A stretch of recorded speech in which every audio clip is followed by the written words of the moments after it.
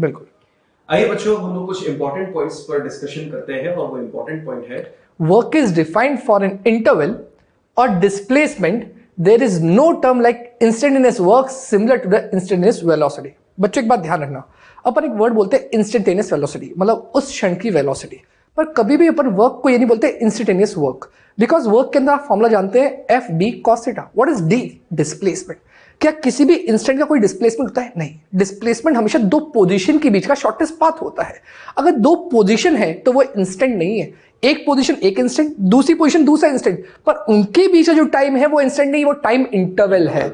इसका मतलब ये हुआ कि डिस्प्लेसमेंट एक टाइम इंटरवल में होता है और वर्क उसी चीज को आपको बताता है। तो वर्क डन कभी भी इंस्टेंटेनियस नहीं होता। वर्क डन हमेशा जो अपने को देता है वो किसी टाइम इंटरवल के अंदर वैल्यूज देता है।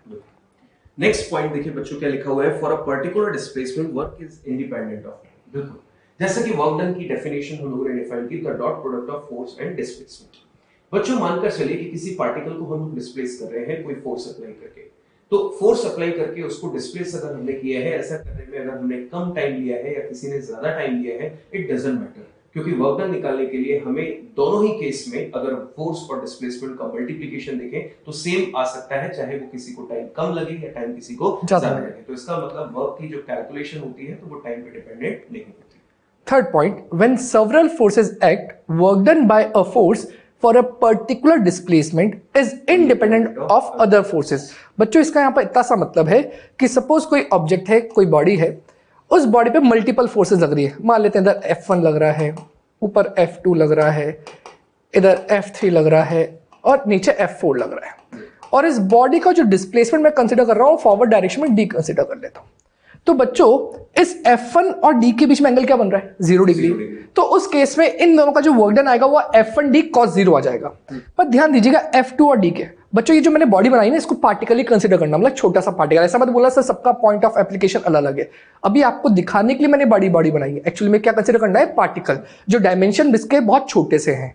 तो अगर ये F2 फोर्स ऊपर है तो जो डिस्प्लेसमेंट है वो कहाँ है? Right word. पर ध्यान दो दोनों की एंगल कितना? 90। तो इस फोर्स के कारण जो वर्क डन हुआ क्या होगा? 0।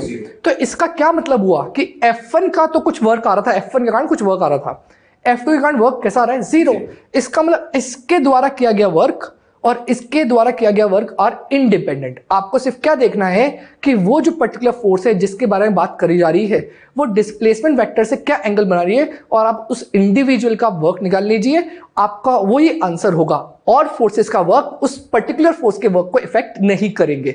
पर अगर हाँ आपसे बोला गया कि नेट वर्क डन निकालो, तो आपको हर फोर्सेस का इंडिविजुअल वर्क निकालना है और जैसे भी उनके साइन आए पॉजिटिव नेगेटिव, तो अलॉन्ग विद साइन आप सबको ऐड कर दो तो आपको नेटवर्क मिल जाएगा। बिल्कुल।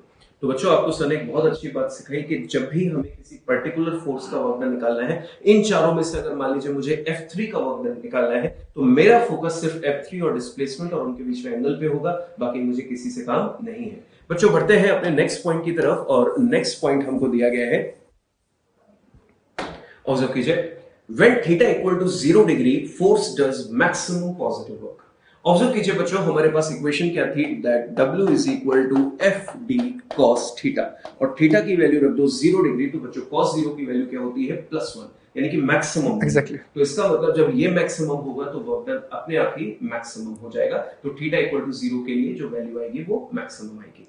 When theta equals to 180 degree, force does maximum negative work। जैसा सर ने बोला कि F और D की वैल्यू मान लो सेम है दोनों केस में, ऊपर वाले केस में और नीचे वाले केस में, पर डिपेंडेंसी किसके ऊपर आ गई? cos theta.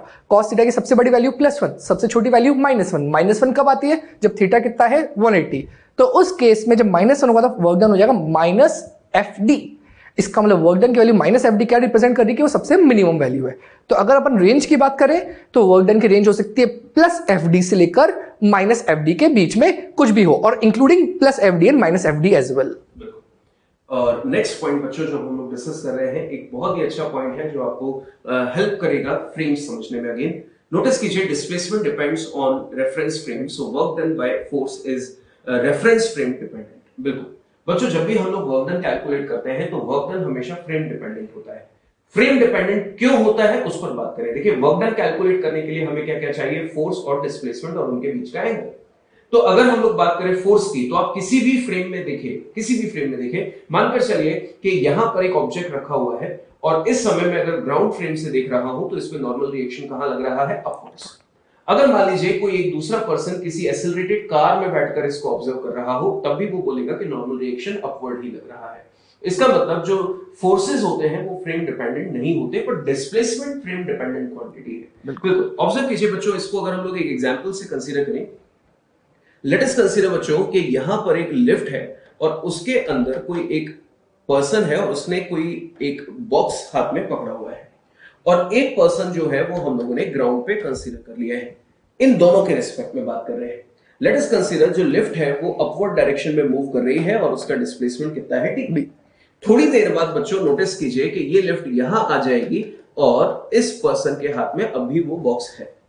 अगर मैं आपसे पूछूं कि बच्चों इस पर्सन के रिस्पेक्ट में इस बॉक्स का डिस्प्लेसमेंट क्या है, तो आंसर क्या आएगा? 0। पर इसके रिस्पेक्ट में बॉक्स का डिस्प्लेसमेंट कितना होगा? डी। तो बच्चों आपने नोटिस किया, इसके लिए फ्रेम कौन है? लिफ्ट, और इसके लिए फ्रेम कौन है? ग्राउंड। और दोनों के लिए डिस्प्लेसमेंट की वैल्यू अलग अलग आ रही है उस बॉक्स की। तो नोटिस कीजिएगा बच्चों, डिस्प्लेसमेंट फ्रेम चेंज होते ही बदल गया, तो इसके लिए वर्क डन की वैल्यू अलग होगी और इसके लिए वर्क डन बाय फोर्स की वैल्यू अलग होगी। तो हमेशा ध्यान रखें कि जो वर्क डन होता है वो हमेशा फ्रेम डिपेंडेंट होता है। दैट्स व्हाई लिखा है work done bye a force can be different in different reference frames. अब बच्चों बात करते हैं क्वेश्चन की। तो अभी तक अपन ने जितनी भी थ्योरी पढ़ी उनको अप्लाई करने का टाइम आ चुका है। तो देखिए पहला question, if the block start its motion from rest and move under the effect of given forces, then find work done by the following forces for first 2 second of motion. अब बेटा यहाँ पे multiple force लग रही है, F1, F2, friction force, weight of the body, normal reaction, इन पांचों force के कारण अपने वर्क डन निकालना है। और अपन एक बात सीख चुके हैं, हर एक फोर्स का जो वर्क डन होता है उसका इफेक्ट दूसरे पे नहीं आता है। इसका मतलब आपको उसको इंडिविजुअली सॉल्व करना है। पर अपने को क्या क्या चाहिए होता है सॉल्व करने के लिए? फोर्स, डिस्प्लेसमेंट और उसका बीच का एंगल। तो सबसे पहले बात करते हैं F1 की। तो क्या F1 फोर्स आपको दिख रहा है? यहाँ पर देखिए 10 न्यूटन का दिख रहा है। पर क्या यहाँ पर डिस्प्लेसमेंट कहीं नहीं दिख रहा? पर डिस्प्लेसमेंट निकालने के लिए मेरे पास कोई डेटा गिवन है। तो ध्यान दो कि ये जो ऑब्जेक्ट है ये कहां से स्टार्ट हुआ? रेस्ट से। और साथ साथ ये कितने सेकंड चला? 2 सेकंड। और एक और चीज बोली गई है, rest and moves under the effect of the given forces. In forces से इफेक्ट में वो चल रहा है। तो पहले चेक करते हैं यहां पर इन फोर्सेस का नेट फोर्स कितना आया to find out the displacement. तो बच्चों फॉरवर्ड फोर्स कितना है? 10 न्यूटन, बैकवर्ड है 6, इसका मतलब 4 न्यूटन। इन दोनों से तो 4 न्यूटन फॉरवर्ड आ रहा है। पर क्या यहाँ पर फ्रिक्शन भी है? तो फ्रिक्शन ग्राउंड और इनके बीच में जो रिलेटिव मोशन हो रहा है उसको अपोज कर रहा है। तो पहले चेक करते हैं यहाँ पर फ्रिक्शन की लिमिटिंग वैल्यू कितनी है। तो फ्रिक्शन की लिमिटिंग वैल्यू निकाल देते हैं। F limiting is equals to mu into normal. Normal कहां लग रहा होगा बच्चों? ऊपर। और नीचे क्या लग रहा होगा? mg। mg की वैल्यू यहां पर आ जाएगी 20 न्यूटन। अब बच्चों F लिमिटिंग का फॉर्मूला होता है mu, that is coefficient of friction, into normal. तो कितना है? 0.1 इंटू 20। तो 0.1 इंटू 20, यहां से वैल्यू आ गई 2 न्यूटन। तो बच्चों इस ब्लॉक की टेंडेंसी कहां है मोशन की? आगे, क्योंकि 10 न्यूटन ज्यादा है, बड़ा है 6 न्यूटन के रेस्पेक्ट में। तो 4 न्यूटन आगे आ रहा है, तो इसका मतलब जो फ्रिक्शन होगा वो इसके मोशन को अपोज करेगा। कहां लगेगा? पीछे। अगर फ्रिक्शन पीछे लग गया तो यहां पर सिर्फ आपको एक ही म्यू दे रखा है, तो यही अपना एफ के भी हो जाएगा, बिकॉज म्यू दोनों के लिए कैसा है? सेम है। तो मैं यहां पर एक सिंपल सी बात बोल सकता हूं कि जो डब्बा है, इस डब्बे के ऊपर 2 kg का फोर्स, यहाँ 2 kg का तो इसका मास हो गया। ये 10 और 6 कैंसिल होकर क्या बचाएंगे? 4 न्यूटन फॉरवर्ड डायरेक्शन में, और 2 न्यूटन का जो पीछे फ्रिक्शन लग रहा है वो भी कैंसिल आउट कर दे, तो नेट फोर्स क्या हो जाएगा? वो हो जाएगा फॉरवर्ड डायरेक्शन में 2 न्यूटन, क्योंकि 10 - 8 हो जाएगा। और जो ये 2 न्यूटन आया, ये सिर्फ मैंने हॉरिजॉन्टल वाला कंसिडर करा है, ठीक है, क्योंकि वर्टिकल वाले कैसे हैं? बैलेंस्ड है। अब 2 न्यूटन तो फॉरवर्ड डायरेक्शन लग गया, यहां से मुझे एक्सेलरेशन मिल जाएगा। एक्सेलरेशन क्या होता है? Net force upon mass. तो 2/2 that is equals to 1 metre per second square. अब बच्चों यहां से डिस्प्लेसमेंट निकालते हैं using the equation of motion. Why we are using equation of motion? Because acceleration here is constant. तो s is equals to ut plus half at square. बच्चों यहां पर बोला हुआ इनिशियली रेस्ट पर था, तो इसका मतलब ut की वैल्यू क्या हो गई? 0। तो यहां लिख सकता हूं s equals to half acceleration 1 into t की वैल्यू यहां पर 2 सेकंड दे रखी है, तो 2 का स्क्वायर।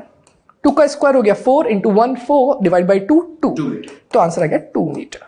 अब बच्चों मुझे डिस्प्लेसमेंट मिल गया, जिस फोर्स के कारण मेरे को वर्क डन निकालना है वो फोर्स भी मुझे मालूम है। अब बस एंगल और बात कर लेते हैं। तो ये बताओ डिस्प्लेसमेंट किस डायरेक्शन में हुआ होगा। देखो नेट फोर्स फॉरवर्ड है, बिल्कुल सही सर। तो नेट फोर्स फॉरवर्ड है तो डिस्प्लेसमेंट भी इसी डायरेक्शन में रहा होगा डी, और डी की वैल्यू कितनी हो गई 2 मीटर। अब बच्चों एक एक करके पर सबके वर्क डन निकाल लेते हैं। तो सबसे पहला पार्ट F1 का वर्क डन मैं यहां पर निकाल देता हूं। Work done equals to F1 d cos theta, और ये F कौन सा है F1, तो F1 की वैल्यू हो गई 10 न्यूटन 10। अब बच्चों ये मत बोला सर नेट ले लो, क्योंकि यहां पर सिर्फ क्या बोला है, स्पेशली आपको F1 फोर्स का ही वर्क डन निकालना है इंडिविजुअल, इनटू डी 2, और एंगल हो गया 0 डिग्री बिकॉज दोनों सेम डायरेक्शन में है। तो cos 0 कितना हो गया 1, 2 इंटू 10 20, तो आंसर हो गया 20 जूल। नेक्स्ट पार्ट सर आप करिए। ऑब्जर्व कीजिए बच्चों, सेकंड में हमें क्या दिया है, वर्क डन कैलकुलेट करना है F2 फोर्स का। तो हम कई बार आपको बोल चुके हैं कि जब F2 का हमें कैलकुलेशन करना है वर्क डन बाय F2, तो हम क्या लिखेंगे, फोर्स इनटू डिस्प्लेसमेंट और उनके बीच के एंगल की वैल्यू, क्योंकि जिस फोर्स का वर्क डन निकालना है उसी फोर्स पर कंसंट्रेट करना है, और डिस्प्लेसमेंट और उनके बीच पे एंगल पे। ऑब्जर्व कीजिए बच्चों, F2 यानी कि 6 न्यूटन कहां लग रहा है, बैकवर्ड्स, और जैसा कि सर ने आपको बताया डिस्प्लेसमेंट कहां है, फॉरवर्ड। एक बैकवर्ड और एक फॉरवर्ड, दोनों के बीच में एंगल कितना हो गया 180 degree. So here I can write the value of F2 is equal to 6, displacement forward है जिसकी वैल्यू है 2, and angle between them is 180। बच्चों cos 180 क्या होता है, -1, तो ये वैल्यू हो जाएगी 12 into -1 which is equal to -12 joule, the value of work done by F2। Exactly. Next है work done by the friction. बच्चों ध्यान रखना इस डायग्राम को देख के, फ्रिक्शन फोर्स कहां लग रहा है, ये वाला 2 न्यूटन का। ये फ्रिक्शन फोर्स बैकवर्ड है और डिस्प्लेसमेंट फॉरवर्ड है, दोनों में एंगल क्या बन गया 180। इसका मतलब अपन वर्क डन जो लिखेंगे वो लिखते हैं नेक्स्ट पेज पे, work done equals to again F D cos theta. ये एफ कौन सा वाला, फ्रिक्शन वाला, तो वर्क इक्वल्स टू 2, डिस्प्लेसमेंट भी 2, और दोनों के बीच का एंगल 180 डिग्री। तो यहां से आंसर आया cos 180 -1 और 2 into 2 4, तो आंसर हो गया -4 जूल। इसके बाद बच्चों जैसा कि हमें क्वेश्चन में दिया गया है fourth, wait of the body and normal reaction fifth. तो बच्चों इसको तो डायरेक्टली हम लोग सॉल्व कर सकते हैं। जरा गौर कीजिए, नॉर्मल रिएक्शन और वेट, नॉर्मल कहां लग रहा है, ऊपर, mg कहां लग रहा है, डाउनवर्ड्स, और नोटिस कीजिए कि नॉर्मल का और डिस्प्लेसमेंट इनके बीच में एंगल कितना है 90 डिग्री। 90 डिग्री के लिए वर्क डन 0। इसी तरह से mg और डिस्प्लेसमेंट के बीच में एंगल कितना है 90 डिग्री, और 90 डिग्री के लिए work done 0। So here we can write work done by normal reaction is equal to 0 as well as work done by mg यानी कि gravity is equal to 0। और रीजन क्या देखेंगे कि फोर्स जो है ये दोनों डिस्प्लेसमेंट के परपेंडिकुलर है। बिल्कुल। बढ़ते हैं बच्चों नेक्स्ट क्वेश्चन की तरफ, और क्वेश्चन में आपको क्या दिया है, नोटिस कीजिए, a block of mass capital, this one, is placed on the surface of a lift, और आगे लिखा है if lift starts from rest. बच्चों सबसे पहले नोटिस कीजिए स्टार्ट्स फ्रॉम रेस्ट मतलब इनिशियल वेलोसिटी क्या हो गई 0, and moves in upward direction with constant acceleration a। Observe कीजिए बच्चों, कांस्टेंट एक्सेलरेशन दिया है, मतलब इस क्वेश्चन में अगर जरूरत पड़ी तो हम इक्वेशंस ऑफ मोशन का यूज कर सकते हैं। आगे लिखा है then find work done by again gravity force, normal reaction, net force on the block in first 3 second of motion. अब बच्चों होता क्या है कि ये क्वेश्चन हमारे लिए एक अच्छा वैल्यू है, एक अच्छा कॉन्सेप्ट हमारे लिए देता है, और वो ये कि कई बार जल्दीबाजी में हम लोग ऐसी मिस्टेक कर देते हैं कि हमसे पूछा गया नॉर्मल रिएक्शन का वर्क डन क्या होगा। तो कई बार क्या होता है हमारे दिमाग में सेट रहता है कि नॉर्मल रिएक्शन परपेंडिकुलर होता है, और परपेंडिकुलर के लिए वर्क डन क्या होता है 0। तो बच्चों वो सारा कॉन्सेप्ट जो है वो हमें ये क्वेश्चन क्लियर करेगा कि नॉर्मल और mg हमेशा ही 0 वर्क करेंगे, या पॉजिटिव और नेगेटिव भी कर सकते हैं। तो ये चीज हमको ध्यान रखनी है। सबसे पहली चीज बच्चों हमें क्या निकाल लेना चाहिए, डिस्प्लेसमेंट। नोटिस कीजिए बच्चों, जैसा सर ने आपको सिखाया था कि अगर मैं डिस्प्लेसमेंट कैलकुलेट करूं तो इक्वेशन ऑफ मोशन यूज की जा सकती है ut plus half at square. Starting from rest, तो ut कितना हो गया 0, ये खत्म। हाफ एक्सेलरेशन a दिया है, और क्वेश्चन में जो हमें कैलकुलेशन करनी है वो फर्स्ट 30 सेकंड की करनी है, तो ये हो गया t, और स्क्वायर लगाने के बाद ये हो गया 80 square by 2 the value of displacement. बच्चों इस क्वेश्चन में जो एक्सेलरेशन हमको दिया गया है वो नेट एक्सेलरेशन है जो कि अपवर्ड डायरेक्शन में है, और उसको हमने a कंसीडर किया है। इसकी वैल्यू क्वेश्चन में कुछ भी दी जा सकती है, वो अपन कंडीशन डिपेंडेंट है, जैसा भी क्वेश्चन दिया जाए। अब बच्चों हमें जिन जिन फोर्सेस के लिए बात करनी है, सबसे पहला है ग्रेविटी। ऑब्जर्व कीजिए बच्चों, mg कहां लग रहा होगा, डाउनवर्ड, और डिस्प्लेसमेंट हमने अभी अभी निकाला कहां होगा, अपवर्ड्स। ये हो गया डिस्प्लेसमेंट, दैट इज d, और s से हम लोगों ने इसको डिनोट किया है, व्हाटएवर जिससे भी हम लोग इसको डिनोट करना चाहे वो डिपेंड करता है। तो बच्चों ऑब्जर्व कीजिए, mg कहाँ है, नीचे, और डिस्प्लेसमेंट कहाँ है, ऊपर, और दोनों के बीच में एंगल कैसा है, 180 degree, because they are anti parallel. तो आपको समझ में आ ही गया होगा कि mg का वर्क डन कैसा आने वाला है, negative. So here I can write work done by gravity that is mg is equal to force of mg into displacement कितना है, 80 square by 2 and angle between them cos 180। तो बच्चों observe कीजिए, अपने पास जो आंसर आया cos 180 कितना हो गया, -1, ये हो जाएगा mg 80 square by 2, the value of work done by mg, और ये कैसा आया है, नेगेटिव। Next, normal reaction. अब बच्चों यहाँ पर आप लोगों से गलती होती है, मैं भी एक बार वही बोल के देख रहा हूँ, पहचान आप गलती समझे या नहीं समझे। नॉर्मल रिएक्शन का जो वर्क डन होगा, तो नॉर्मल की वैल्यू क्या यहाँ पर mg के बराबर होगी, तो मैं डायरेक्टली लिख देता हूँ कि mg के बराबर होगी, तो इसका नॉर्मल डायरेक्शन ऊपर होगा, डिस्प्लेसमेंट वही है, तो पॉजिटिव आंसर हो जाएगा। क्या बताओ, मेरी बात सही या गलत? गलत, क्योंकि यहां पर नॉर्मल mg के बराबर नहीं होगा। क्यों नहीं होगा? बिकॉज यहां पर ये लिफ्ट एक्सेलरेटेड है, और लिफ्ट एक्सेलरेटेड याद करो, सर ने कुछ चीजें सिखाई थी, अब उन्हीं चीजों को एक बार वापस फटाफट से गो थ्रू करवा देता हूं। तो यहां पर क्या होगा, देखो नॉर्मल कहां लग रहा है, ऊपर। क्या इस ब्लॉक का जो नेट एक्सेलरेशन है वो अपवर्ड है, इसका मतलब नॉर्मल की वैल्यू डोमिनेट करेगी विद रेस्पेक्ट टू mg से, करेक्ट। तो n minus mg is equals to ma। बेटा कौन सी इक्वेशन यूज करेगी, F net equals to ma। तो यहां से जो नॉर्मल की वैल्यू आएगी वो आएगी mg प्लस ma। तो यहां लिख सकता हूं मैं mg प्लस a। तो इसका मतलब जो नॉर्मल की वैल्यू मैंने पहले जो अज्यूम करी थी कि mg के बराबर होगी, वो नहीं होगी, बिकॉज यार ध्यान देना है आपको कि लिफ्ट कैसी है, एक्सेलरेटेड है। तो नॉर्मल क्या होगा, mg प्लस a। अब आपके पास नॉर्मल का डायरेक्शन है अपवर्ड, डिस्प्लेसमेंट का डायरेक्शन भी क्या है, अपवर्ड, दोनों अपवर्ड है, तो एंगल क्या होगा दोनों के बीच का, 0। तो work done by normal force is equals to force into displacement cos theta. So I can say force is normal and displacement d and cos theta.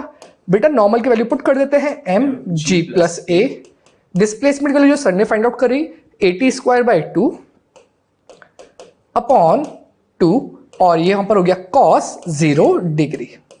तो यहां से cos 0 की वैल्यू क्या होती है, +1। तो I can say work done by normal is positive, which is equal to mg plus a into 80 square upon 2। ये आपका आंसर है। बिल्कुल। तो ऑब्जर्व किया बच्चों, नॉर्मल रिएक्शन का वर्क डन कैसा आ रहा है, पॉजिटिव। तो कभी भी अपने को ये नहीं बोलना कि नॉर्मल रिएक्शन का वर्क डन बॉडी पर 0 होता है। बिल्कुल। ये कैसा भी हो सकता है, ये अपन जब तक क्वेश्चन नहीं देख लेते तब तक अपन एक अपना फाइनल आंसर ना। अब बच्चों लास्ट में हमको क्या दिया गया है, net force on the block in first t second और ऑफ मोशन, इसका वर्क डन हमें कैलकुलेट करना है। तो बच्चों नेट फोर्स का वर्क डन कैलकुलेट करना है, तो सर ने आपको समझाया था कि जब भी हमें नेट फोर्स का वर्क डन कैलकुलेट करना है, तो या तो आप पहले रिजल्टेंट फोर्स निकाल दीजिए, और रिजल्टेंट फोर्स का डिस्प्लेसमेंट के साथ विद उनके बीच में एंगल जो भी है आप डॉट प्रोडक्ट कर दीजिए, आंसर आ जाएगा। या फिर दूसरा तरीका क्या करें, जितने भी फोर्सेस हैं उन सबका इंडिविजुअल वर्क डन निकाले, और उन सभी इंडिविजुअल वर्क डन्स को विद साइन ऐड कर दीजिए, तो जो भी फाइनल वैल्यू होगी वही हमारे लिए क्या होगा, net work done by the net force. Observe कीजिए बच्चों, दो ही फोर्सेस हैं जो इस ब्लॉक पे लग रहे हैं, एक नॉर्मल अपवर्ड और एक mg डाउनवर्ड्स। इसके अलावा कोई भी हॉरिजॉन्टल फोर्स यहां पर हमें दिखाई नहीं दे रहा है, तो हम क्या करें, इन दोनों का जो भी वर्क डन आया है, इसके लिए नेगेटिव और इसके लिए पॉजिटिव, इनको विद साइन हमने ऐड कर देना चाहिए। तो बच्चों यहां पर हम लोग क्या लिख सकते हैं, net work done is equal to work done by mg plus work done by normal reaction. बच्चों mg का वर्क डन देखिए, माइनस mg 80 स्क्वायर बाय 2, तो यहां पर मैंने लिख दिया माइनस mg 80 स्क्वायर बाय 2, और नॉर्मल रिएक्शन का पॉजिटिव वर्क आया था जिसकी वैल्यू थी mg plus a 80 square by 2। बच्चों यहां से हम चाहें तो क्या क्या कॉमन आ सकता है, जरा गौर कीजिए। सबसे पहले तो अगर हम लोग माइनस प्लस को अरेंज कर सकते हैं, बिल्कुल, या फिर इस तरह से ब्रैकेट ओपन कर दीजिए, 80 square by 2, m 80 square by 2। तो ये अगर हम लोग कॉमन निकाल दें तो m 80 स्क्वायर बाय 2। अब बच्चों यहाँ पर क्या बचा, माइनस g, और यहाँ पर हमारे पास बचा है कितना, g प्लस a। ऑब्जर्व कीजिए बच्चों, अब अगर हम लोग चाहें तो अपने आंसर यहीं भी छोड़ सकते हैं, या फिर डिपेंड करता है कि जी को जी से बिल्कुल आप इसमें कैंसिल कर दें। तो नोटिस कीजिए बच्चों, a का a के साथ मल्टीप्लाई, अब यहाँ पर क्या बचा है अपने पास, ऑब्जर्व कीजिए m a square t square upon 2, ये हो जाएगा net work done on that block for this given question. अब यहाँ पर ज्यादा से ज्यादा a या t की वैल्यू हमें दी होगी तो वो प्लेस करके अकॉर्डिंगली आंसर्स दे सकते हैं। सर यहाँ पर बच्चों का एक क्वेश्चन बनता है कि अगर वेलोसिटी कांस्टेंट होती तो क्या करते हैं? सर ने बहुत अच्छी बात पूछी है। वेलोसिटी कांस्टेंट होती तो एक्सेलरेशन की वैल्यू 100% जीरो तो होती, पर ये बताओ क्या लिफ्ट का मोशन तो होता, बिकॉज वेलोसिटी कांस्टेंट है। तो यार लिफ्ट अपवर्ड जाती है, लिफ्ट डाउनवर्ड जाती, कोई ना कोई डायरेक्शन तो होता ही सही। अगर लिफ्ट अपवर्ड या डाउनवर्ड जा रही है तो इक्वेशन तो आपस यही यूज कर लो, पर ए की वैल्यू यहाँ पर क्या हो जाएगी जीरो, पर इस बार यू जीरो नहीं होगा बिकॉज सर ने क्या बोला वेलोसिटी कांस्टेंट है। तो आपके यहाँ पर जो डिस्प्लेसमेंट आएगा वो किसके बराबर आएगा, यूटी। यूटी का मतलब क्या हो गया, तो वीटी बोल दो या यूटी बोल दो। तो displacement is equals to velocity into time, उससे आपको डिस्प्लेसमेंट मिल जाएगा, और जो वेलोसिटी का डायरेक्शन होगा वही आपके डिस्प्लेसमेंट का भी डायरेक्शन होगा। और सिमिलरली बाकी फोर्सेस के लिए आप सॉल्व कर सकते हैं। बिल्कुल। तो बच्चों ध्यान रखना कि अगर कांस्टेंट वेलोसिटी से लिफ्ट चल रही होगी तो उसमें आपको ये लिखकर नहीं दिया जाएगा कि स्टार्टिंग फ्रॉम रेस्ट, उसमें डायरेक्टली ये लिखकर दिया जाएगा कि lift is moving with constant velocity either in upward direction और इन डाउनवर्ड डायरेक्शन। तो आपने को ध्यान रखना है कि डिस्प्लेसमेंट कितना हो जाएगा, vt या ut, जो भी आप वहां पे नोटेशन यूज करें उससे बिल्कुल सॉल्व कर सकते हैं। नेक्स्ट क्वेश्चन है, a block of mass m is at rest on a rough inclined plane of inclination theta in a lift which is moving upward with constant velocity v। जैसा sir ने भी बोला constant velocity। Find work done by the given forces on the block for any time t, कोई भी time एक t ले सकते हैं। First, work done by gravity, second, work done by normal reaction, third, work done by frictional force, fourth, work done by the net force। तो बच्चों यहाँ पर अपने को वापस वर्क डन निकालना है हर एक एक फोर्स का, फिर सबको कंबाइन करके अपन नेट फोर्स का भी निकाल सकते हैं। तो सबसे पहले बात करते हैं वर्क डन बाय ग्रेविटी। तो देखो ध्यान देना, इस पर्टिकुलर मास m वाले ब्लॉक पर ग्रेविटी फोर्स कहाँ लग रहा है, नीचे। इसका मतलब यहाँ पर डायरेक्ट लिख सकता हूं मैं कि इसके ऊपर ग्रेविटेशनल फोर्स लग रहा है, दैट इज mg। और इसका जो डिस्प्लेसमेंट हो रहा है वो अलोंग द वेलोसिटी के डायरेक्शन में ही होगा। वेलोसिटी कहाँ है, लिफ्ट की ऊपर। तो क्या ये जो डब्बा है ये भी कहाँ जा रहा होगा, ऊपर। अपन सब कुछ ग्राउंड फ्रेम से देख रहे हैं। इस केस के अंदर अगर ये डब्बा भी ऊपर जा रहा है तो मैं कह सकता हूं कि जो डिस्प्लेसमेंट होगा वो किसके बराबर होगा, v इंटू टी। अगर डिस्प्लेसमेंट v इंटू टी हो गया, टी की वैल्यू गिवन नहीं है तो टी को टी है दे रखा है और v को क्या दे रखा है, v। और जो डायरेक्शन है वो भी कहां पर होगा बच्चों, ऊपर। बिल्कुल। अब मेरे को बोला है सबसे पहले वर्क डन बाय ग्रेविटी, तो मैं पहला पार्ट सॉल्व कर लेता हूं। Work done by gravity that is mg is equals to force into displacement, f dot d बोल देते हैं या फिर fd cos थीटा। तो यहां पर लिख सकता हूं मैं mg जो नीचे लग रहा है, d की वैल्यू vt, और ध्यान देना mg नीचे है, डिस्प्लेसमेंट ऊपर है, एंगल क्या बना 180। अगर एंगल 180 तो cos 180, आंसर आएगा माइनस, क्योंकि cos 180 की वैल्यू -1 होती है, माइनस mg vt। बच्चों नेक्स्ट पॉइंट जो हमको दिया गया है, अब ऑब्जर्व कीजिए, क्वेश्चन में लिखा हुआ है रफ इंक्लाइन प्लेन, और रफ इंक्लाइन प्लेन के साथ साथ क्वेश्चन में लिखा हुआ है कि जो ब्लॉक है वो उस इंक्लाइन प्लेन पे रखा हुआ है। इसका मतलब ये हुआ कि यहाँ पर ये ब्लॉक स्लाइड नहीं कर रहा है। तो अपन एक बार इसके फ्री बॉडी डायग्राम पर और बात कर लेते हैं, इस पर सभी फोर्सेस भी हम लोग मार्क कर लेते हैं। बच्चों हम लोग यहाँ मार्क कर लेते हैं, फिर हम लोग इसको सॉल्व करेंगे। बच्चों ऑब्जर्व कीजिए कि यहाँ पर एक m मास का ब्लॉक है, जैसा सर ने आपको बताया था अभी mg के अगर हम लोग कंपोनेंट्स कर दे बच्चों, तो ये क्या है, mg sin theta, sin theta. बिल्कुल। ये कौन सा होगा, mg cos थीटा। ये कौन सा होगा, नॉर्मल रिएक्शन। mg के बच्चों हम लोग ने कंपोनेंट्स कर दिए तो अब उसको हम लोग रिप्रेजेंट नहीं कर रहे हैं। बच्चों नोटिस कीजिए कि इस m की जो स्लाइडिंग टेंडेंसी होगी वो कहां होगी, डाउन द प्लेन। अगर ये नीचे की तरफ आने की टेंडेंसी रखता है तो फ्रिक्शन कहां लग जाएगा, ऊपर, अप द प्लेन, मतलब इस तरह से। और बच्चों क्वेश्चन में लिखा हुआ है कि जो ब्लॉक है वो किस पे है, रेस्ट पे। तो रेस्ट है मतलब इसने mg cos थीटा को बैलेंस किया और फ्रिक्शन इस समय mg sin थीटा के बराबर है। तो बच्चों मैं एक चीज आपको पहले ही लिख दूं कि फ्रिक्शन की वैल्यू की अगर मुझे कहीं भी जरूरत पड़ी तो फ्रिक्शन की वैल्यू किसके बराबर हो जाएगी, mg sin थीटा के बराबर। अब बच्चों हमें जो क्वेश्चन में पूछा जा रहा है सेकंड पार्ट, वो कितना है, work done by normal reaction. तो बच्चों आगे बढ़ते हैं work done by normal reaction के लिए। तो चेक कीजिए, मान लीजिए बच्चों ये हमारे पास इंक्लाइन प्लेन है और ये हमारे पास ब्लॉक दिया हुआ है जिसका मास है। डिस्प्लेसमेंट हमको ऑलरेडी गिवन है, जैसा कि सर ने आपको निकालकर बता दिया, कितना, d is equal to vt। पर बच्चों नॉर्मल रिएक्शन कुछ इस तरह से लग रहा है, ऐसा कुछ, ये नॉर्मल रिएक्शन लग रहा है। अब बच्चों एंगल ऑफ इंक्लिनेशन हमको कितना दिया गया है, थीटा। आपको याद आ रहा है सर ने आपको एक चीज सिखाई थी कि जब भी हमें कैलकुलेशन करनी है या तो f into D into cos theta. f कौन है, नॉर्मल, डिस्प्लेसमेंट कितना है, vt, और इनके बीच का एंगल जो हमें फाइंड आउट करना है।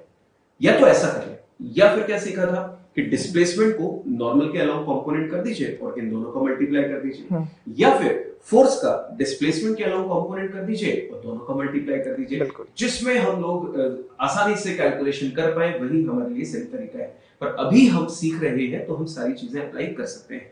बच्चों अगर हम लोग कैलकुलेशन करें एंगल की तो ऑब्जर्व कीजिए कि यहां पर कौन सा होगा, mg, बिल्कुल एंगल कैलकुलेट कर रहे हैं, है ना बच्चों। तो अगर हम लोग वर्टिकल से एंगल इसका निकालना चाहते हैं तो बच्चों थीटा ये कितना है 90, ये कितना होगा 90 माइनस थीटा, है ना। और अगर हम लोग यहाँ पर बात करें तो नोटिस कीजिए बच्चों थीटा 90 माइनस थीटा, तो ये कितना थीटा, और ये भी कितना हो जाएगा थीटा, क्योंकि ये कौन सा एंगल है, वर्टिकली अपोजिट एंगल। तो बच्चों ये कौन सा हो जाएगा n cos थीटा। तो बच्चों नोटिस कीजिए फोर्स का डिस्प्लेसमेंट के अलाउंग हमने कंपोनेंट कर दिया, इन दोनों का हमें क्या करना है, मल्टीप्लिकेशन। तो ऑब्जर्व कीजिए मल्टीप्लिकेशन करेंगे, फोर्स का वो कंपोनेंट जो डिस्प्लेसमेंट के अलाउंग है that is n cos theta, और ये वैल्यू डिस्प्लेसमेंट की कितनी है vt, खत्म। और cos 0 डिग्री जिसकी वैल्यू क्या होगी +1, अब उसकी जरूरत हमें नहीं है। ऑब्जर्व कीजिए बच्चों n की वैल्यू रखी जा सकती है, n की वैल्यू हम लोग बोल सकते हैं कितनी, mg cos थीटा। तो ये हो गया mg cos theta into already cos theta बच्चों दिया हुआ है इनटू vt, तो ये हो जाएगा mg cos square theta vt, the work done by normal reaction for this particular case. पर बच्चों आप इसको क्रॉस चेक जरूर करना। आप क्या करें, डिस्प्लेसमेंट का नॉर्मल के अलाउंग कंपोनेंट करके देखिए, आप नोटिस करेंगे अगेन आपके सामने सेम आंसर आएगा। बिल्कुल। नेक्स्ट है work done bye frictional force. अब जैसा कि सर ने यहाँ पर बना रखा है, फ्रिक्शन फोर्स जो लग रही है वो upward and along the plane लग रही है, और जो डिस्प्लेसमेंट वो कहाँ है, बिल्कुल वर्टिकली अपवर्ड।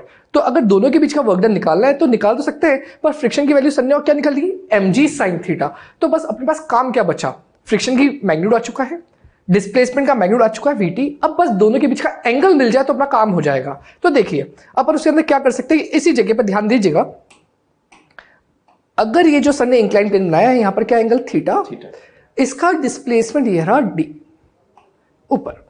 तो अगर मैं यहाँ पर एक हॉरिजॉन्टल लाइन बना देता हूं तो ये थीटा, तो ये वाला भी क्या एंगल हो गया, थीटा कॉरस्पॉन्डिंग एंगल, और ये थीटा है तो ध्यान दो ये d और हॉरिजॉन्टल एंगल क्या बना रहे हैं, 90 डिग्री का।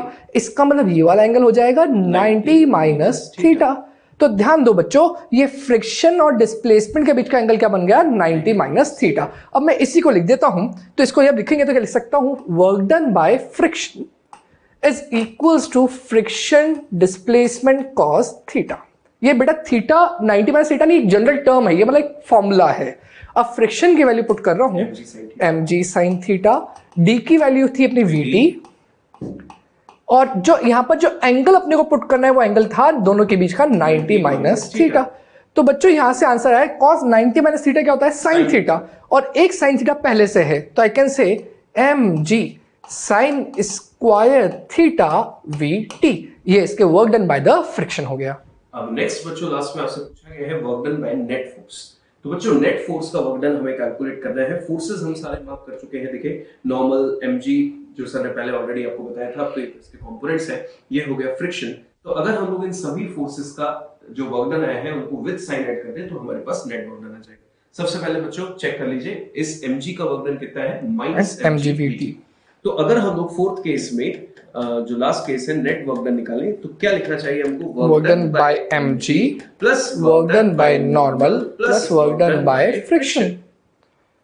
mg का वर्क डन था माइनस mg vt प्लस, बच्चों नॉर्मल का वर्क डन क्या है, mg cos स्क्वायर vt, तो mg vt cos square theta, और जैसा कि सर ने आपको फ्रिक्शन का बताया कितना है mg sin square theta vt, तो mg vt sin square theta, बिल्कुल। बच्चों नोटिस किया फ्रिक्शन का वर्क डन पॉजिटिव है, तो अपन ने ये बात पहले डिस्कस कर ली है। ऑब्जर्व कीजिए बच्चों क्या क्या किया जा सकता है, mg vt कॉमन आ रहा है इन तो या फिर इन दोनों में से पहले 1 भी किया जा सकता है, तो वो डिपेंड करता है अपने पास ऑप्शंस में। अगर हम लोग इसको पहले 1 कर दे तो mg vt रह जाएगा, अंदर sin square theta plus cos square theta का सम कितना हो गया 1। अब बच्चों नोटिस कीजिए mg vt और माइनस mg vt ये आपस में कैंसिल, तो net work done equal to 0। बच्चों ये आना ही चाहिए था एग्जैक्टली, क्योंकि आपको सर ने जब जीरो वर्क पढ़ाया था तो आपको एक चीज बताई थी कि बॉडी अगर कांस्टेंट वेलोसिटी से चल रही है तो उसमें नेट फोर्स कितना होता है, 0, और नेट फोर्स 0 है पर डिस्प्लेसमेंट अब भी एग्जिस्ट कर रहा है तो भी वर्क डन कितना आएगा, जीरो। तो यहाँ पर वेलोसिटी ऑलरेडी कांस्टेंट थी, तो डेफिनेटली जो ब्लॉक था वो भी ग्राउंड के रिस्पेक्ट में कांस्टेंट वेलोसिटी से ऊपर जा रहा था, और नेट फोर्स उस पर पहले हम लोग बात कर चुके थे, रेस्ट था, तो नेट फोर्स कितना था, जीरो। तो ये बात प्रूफ भी। सर यहाँ पर बच्चों को एक जनरली डाउट आता है कि अपन ने जो भी पूरा क्वेश्चन सॉल्व करा वो as a ground reference frame मान के सॉल्व करा, पर क्वेश्चन में तो कोई मेंशन ही नहीं है। और दूसरी बात, अगर मान लीजिए यहाँ पर कोई इंसान इस पर्टिकुलर लिफ्ट के अंदर होता और उसके रेस्पेक्ट में पूरा क्वेश्चन सॉल्व करते तब क्या होता? तो देखिए बच्चों, सर ने एक बहुत अच्छा क्वेश्चन आपसे फ्रेम डिपेंडेंट पूछा है, तो हम लोग ये बातें पहले भी कर चुके हैं। हमेशा ध्यान रखिए बच्चों, कई बार ऐसा हो जाता है कि क्वेश्चन में गिवन नहीं होता कि आप कहां से बैठकर या कौन सी फ्रेम से इस क्वेश्चन को सॉल्व कर रहे हो। तो जब भी ऐसा कंडीशन आए तो consider ground as frame of reference, मतलब हमें ग्राउंड के रिस्पेक्ट में सॉल्व करना है। और दूसरा क्वेश्चन सर ने पूछा कि अगर ऑब्जर्वर यहां पर होता, तो बच्चों नोटिस कीजिए कि अगर अपना ऑब्जर्वर यहां पे होता तो इस ऑब्जर्वर के लिए डिस्प्लेसमेंट क्या होता, जीरो, क्योंकि इस ऑब्जर्वर के लिए ये ब्लॉक हमेशा उसके सामने रखा होता। तो भी वहां पर अगर हम लोग बात करें कि डिस्प्लेसमेंट जीरो है तो वर्क डन क्या आता, जीरो, सारे फोर्सेस के लिए। एक्सेलरेशन आ गया, इसका मतलब इसके ऊपर कोई ना कोई नेट फोर्स लग रहा है, नेट फोर्स जीरो नहीं है, तो नेट फोर्स का डायरेक्शन वही होगा जो डायरेक्शन अपना एक्सेलरेशन का होगा। अब बच्चों जैसा बोला हुआ है इसका एक्सेलरेशन है a equals to 2 metre per second square, तो यहाँ पर फोर्स भी अपन मार्क कर लेते हैं। तो अलोंग द स्ट्रिंग जो है वो टेंशन T और नीचे mg की वैल्यू 50। आप जानते हो कि अगर एक्सेलरेशन ऊपर है तो जो फोर्स होगा वो फोर्स कौन सा डोमिनेटिंग होगा, T। तो I can say T minus 50, कौन सा फॉर्मूला यूज कर रहे हैं, F net equals to ma equals to mass 5 into acceleration that is 2। तो यहां से टेंशन की वैल्यू आ गई 60 न्यूटन। अब बच्चों टेंशन 60 न्यूटन तो आ गया, दूसरा काम है डिस्प्लेसमेंट। क्या इस क्वेश्चन के अंदर डिस्प्लेसमेंट डायरेक्टली गिवन है? नहीं। बस ये बात बता रखी कि इनिशियली ब्लॉक रेस्ट पर था और 2 सेकंड के बाद अपने को बात करनी है, तो इसका मतलब 2 सेकंड में ब्लॉक कितना डिस्प्लेस्ड हुआ वो आपको ढूंढना है। तो वापस इक्वेशन ऑफ मोशन यूज कर लेते हैं। तो अपनी इक्वेशन होती है s equals to ut plus half d square, उस s को मैं d लिख रहा हूं, तो d equals to ut plus half at square. अब बच्चों बात को समझना, इनिशियली ब्लॉक रेस्ट पर था तो ut की वैल्यू 0 और वैल्यूज पुट करेंगे रिमेनिंग टर्म्स की, तो half acceleration is 2 and time is again 2, तो 2 का स्क्वायर, ये 2 से 2 कैंसिल हो गया, 2 का स्क्वायर बच गया, that is equals to 4 metre. इसका मतलब ये ब्लॉक इनिशियली रेस्ट पर था, उसके बाद जो एक्सेलरेशन का डायरेक्शन होगा वही डिस्प्लेसमेंट का डायरेक्शन भी होगा, बिकॉज वो पहले रुका हुआ था। तो यहां पर डिस्प्लेसमेंट भी ऊपर हुआ, डी की वैल्यू हो गई 4 मीटर। अब बच्चों ध्यान देना, टेंशन भी ऊपर डिस्प्लेसमेंट भी ऊपर, क्या दोनों का डायरेक्शन कैसा है, सेम। इसका मतलब दोनों के बीच का एंगल क्या बन गया, 0 डिग्री। अगर 0 डिग्री बन गया तो मैं वर्क डन लिख सकता हूं, work done by tension is equal to F D cos theta, F की वैल्यू टी, डी और कॉस थीटा, और थीटा की वैल्यू क्या है 0, तो कॉस 0। तो यहां पर अपन जब वैल्यूज पुट करेंगे तो टी की वैल्यू 60, डी की वैल्यू 4, कॉस 0 प्लस 1, तो आंसर लिख दिया इंटू 1, 6 4 24, तो आंसर हो जाएगा 240 जूल। ये वर्क डन हुआ है टेंशन के कारण। बच्चों नेक्स्ट क्वेश्चन हम लोग डिस्कस कर रहे हैं और क्वेश्चन में हमें दिया हुआ है, a block of mass small m is tied to end of a light string of length capital and release from point capital A as shown in figure. Then बच्चों ऑब्जर्व कीजिए कि यहां पर एक A पर एक बॉल है, मान लीजिए m मास की, और L लेंथ की स्ट्रिंग से इस तरह से कनेक्टेड है। क्वेश्चन में बोला गया A से हम लोगों ने इसको रिलीज किया कुछ इस तरह से और ये B पर आ गई है, तो हमें क्वेश्चन में कैलकुलेट करना है, then find work done by force of gravity, और सेकंड है tension in the string when block moves from A to B। बच्चों समझ में आ गया होगा, दूसरे का तो आंसर आपने ऐसे ही सोच लिया होगा, सर पहले ही आपको बता चुके हैं जब सर ने 0 वर्क डन पढ़ाया था। तो आइए बच्चों हम लोग सबसे पहले फोर्स ऑफ ग्रेविटी डिस्कस करते हैं। बच्चों नोटिस कीजिए, फोर्स ऑफ ग्रेविटी के लिए यहां पर मान लीजिए m मास हमें दिया है, तो ये हो गया mg फोर्स। अब बच्चों हमें इस क्वेश्चन में अगर डिस्प्लेसमेंट कैलकुलेट करना है, क्योंकि जब हमें वर्क डन चाहिए तो डिस्प्लेसमेंट भी होना चाहिए, तो बच्चों डिस्प्लेसमेंट की अगर बात करें तो ये हमारे पास इनिशियल पोजीशन है और ये कौन सी है, final position. Join them with the help of a straight line vector, तो ये हमारे पास क्या आ जाएगा, डिस्प्लेसमेंट, जिसका मैग्नीट्यूड हमने लिखा है कितना, d। अब बच्चों क्वेश्चन सॉल्व करने के लिए हमारे पास तरीके फिक्स हैं, जैसा कि हम लोग सोच चुके हैं।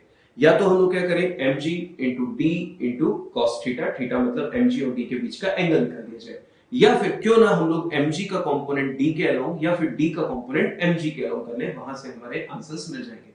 या फिर हम लोग l के कंपोनेंट्स करके भी वर्टिकल डिस्प्लेसमेंट निकाल सकते हैं। कई तरीके हैं जिससे हम लोग इस क्वेश्चन को अप्रोच कर सकते हैं। तो ऑब्जर्व कीजिए बच्चों, अगर हम लोग इसको कैलकुलेट करें तो सबसे पहली चीज कि अगर हम लोग इस L की बात करें तो देखिए हमें जो डिस्प्लेसमेंट चाहिए, ऑब्जर्व कीजिए बच्चों कि जो वर्टिकल डिस्प्लेसमेंट हुआ वो कितना हुआ, इतना सा। ये वर्टिकल डिस्प्लेसमेंट है जो कि mg की डायरेक्शन में है। और हमें हमेशा वही चीज देखनी होती है, या तो फोर्स का कंपोनेंट डिस्प्लेसमेंट के अलोंग या डिस्प्लेसमेंट का कंपोनेंट फोर्स के अलोंग। तो बच्चों ये अगर डिस्प्लेसमेंट है तो नोटिस कीजिए इसके कितने कंपोनेंट होंगे, एक हॉरिजॉन्टल और एक वर्टिकल। हमें किससे मतलब है, वर्टिकल वाले से, जिसको मैंने यहां मार्क किया है। इसकी वैल्यू हम लोग कैलकुलेट डायरेक्टली कर सकते हैं। चेक कीजिएगा बच्चों, ये अगर L है तो इसका अगर कंपोनेंट कर लिया जाए बच्चों, ये टोटल लेंथ भी कितनी होगी, L। अगर हम लोग इसका कंपोनेंट कर ले बच्चों तो ये अगर L है तो ये कितना होगा, L cos थीटा। बच्चों अब हमें ये वैल्यू निकालनी है, जैसे कि हम लोगों ने इसको मार्क किया है। बच्चों इस वैल्यू को मैं नाम दे देता हूं H। तो बच्चों H की वैल्यू अगर आपसे पूछूं कितनी होगी तो आपका आंसर होगा L minus L cos theta. L अगर कॉमन आ गया तो ये क्या बचेगा, 1 माइनस cos थीटा। बच्चों देखकर बताइए ये जो डिस्प्लेसमेंट है वो किसके अलोंग है, फोर्स के अलोंग। आई मीन उसका कंपोनेंट किसके अलोंग है, फोर्स के अलोंग। तो बच्चों जब हम लोग वर्क डन कैलकुलेट कर रहे हैं इतने सारे क्वेश्चंस में, तो अब हम लोग डायरेक्ट कैलकुलेट करना सीखेंगे। अब हम लोग बार बार cos 0 cos 180 है ये एंगल ना बोलते हुए, अगर पैरेलल दिखे positive work done, anti parallel दिखे negative work done, directly answer देंगे। तो देखकर बताइए बच्चों, ये mg और ये वाला जो डिस्प्लेसमेंट का कंपोनेंट है दोनों की डायरेक्शन सेम है, तो वर्क डन कैसा आएगा, positive. So here I can write work done by mg is equal to force की वैल्यू कितनी है mg और डिस्प्लेसमेंट है L 1 माइनस cos थीटा। ये कौन सा डिस्प्लेसमेंट है, जो mg यानी कि फोर्स के अलोंग उसका कंपोनेंट है। बिल्कुल। और जो नेक्स्ट है tension in the string when block move from point A to B, तो वर्क डन बाय टेंशन निकालना है जब वो A से B मूव कर रहा है। तो बच्चों ऐसा अपन ने कुछ देर पहले डिस्कस करा था कि आप किसी भी इंस्टेंट पे देखोगे तो जो टेंशन है वो हमेशा अलोंग द स्ट्रिंग तो है ही सही। अब अलोंग द स्ट्रिंग यहाँ पर कोई टेंशन लग रही है और इसका डिस्प्लेसमेंट इधर हो रहा है, तो क्या इन दोनों के बीच में हमेशा 90 डिग्री होगा? ये थोड़ा सा और नीचे आएगा वापस 90 डिग्री रहेगा, और नीचे आएगा फिर 90 डिग्री रहेगा। इसका मतलब टेंशन और डिस्प्लेसमेंट के बीच में हमेशा 90 डिग्री है। तो work done by tension will be equal to 0 because angle क्या बन गया, 90 डिग्री। और सर ने जैसा बोला अब इतना लंबा बार बार खींचने की जरूरत भी नहीं है, एंगल 90 डिग्री है, मतलब वर्क डन कैसा होगा, 0। आइए बच्चों हम लोग एक नेक्स्ट केस डिस्कस कर रहे हैं, बड़ा ही अच्छा क्वेश्चन है और एक कॉन्सेप्चुअल क्वेश्चन है। एग्जैक्टली क्या लिखा हुआ है, find work done by normal reaction force when man is moving up on the stairs. तो बच्चों अगर हम लोग नॉर्मल रिएक्शन का वर्क डन कैलकुलेट करें तो अभी इस मैन को रोक देते हैं और एक सिचुएशन को हम लोग एनालाइज करते हैं। ऑब्जर्व कीजिए बच्चों, नोटिस कीजिए इस मैन को, ऑब्जर्व कीजिए आप सभी कि जब हम लोग सीढ़ियों पर चढ़ रहे होते हैं तो बस यही सिचुएशन होती है कि हमारा एक पैर तो कांटेक्ट में होता है और एक पैर हवा में होता है जिसको हम लोग दूसरी सीढ़ी पर रखने जा रहे हैं। तो हमसे पूछा गया बच्चों नॉर्मल रिएक्शन का वर्क डन निकालिए। जरा गौर करने वाली बात है बच्चों, नॉर्मल रिएक्शन कहां लग रहा होगा, इस लेग पे लग रहा होगा, कुछ इस तरह से, लाइक दिस। जबकि इस लेग पर दूसरे यानी कि दूसरा जो पैर है उस पर नॉर्मल रिएक्शन नहीं लग रहा होगा। कारण आप जानते हैं क्योंकि वो इस समय कांटेक्ट में नहीं है। तो बच्चों नोटिस कीजिए, अगर मैं इससे पूछा जाए कि इस सिचुएशन में नॉर्मल रिएक्शन का वर्क डन क्या होगा तो मुझे आंसर देना चाहिए 0। सर एक्चुअल में होता क्या है, बच्चों का यहाँ पर एक डाउट होता है और वो डाउट ये होता है कि नॉर्मल रिएक्शन भी अपवर्ड है और मैन चढ़ के जा रहा है तो डिस्प्लेसमेंट भी अपवर्ड है, तो यहाँ पे वर्क डन कैसा आना चाहिए, पॉजिटिव। सर एग्जैक्टली आपने वही पॉइंट बहुत पहले समझाया था स्टार्टिंग में कि हमेशा उस पॉइंट के बारे में सोचो जहां point of application of force है। तो सर आपको वही से रिलेट करना चाह रहे हैं, क्या point of application of force का डिस्प्लेसमेंट हुआ या इंसान का डिस्प्लेसमेंट हुआ? तो point of application of force का जो डिस्प्लेसमेंट है तो 0 ही है ना, इस कारण से वहां पर वर्क डन भी क्या होगा, 0। बिल्कुल देखा बच्चों आप लोगों ने कि नॉर्मल रिएक्शन जब लग रहा है तो उस पॉइंट का डिस्प्लेसमेंट नहीं हो रहा, और जब ये डिस्प्लेस होगा तो ऑब्जर्व कीजिए जब ये डिस्प्लेस होगा तो उसमें नॉर्मल रिएक्शन नहीं होगा। मतलब जो पैर कांटेक्ट में है उस समय उसमें नॉर्मल तो है पर डिस्प्लेसमेंट नहीं है, और जब वो डिस्प्लेस हुआ यानी कि हवा में उठा तो उस पे डिस्प्लेसमेंट हो गया पर उस पे फोर्स नहीं लग रहा है। तो डेफिनेटली आपको इस चीज का ध्यान रखना है, कोई एक चीज एक बार में नहीं है, तो वर्क डन कितना होगा, 0।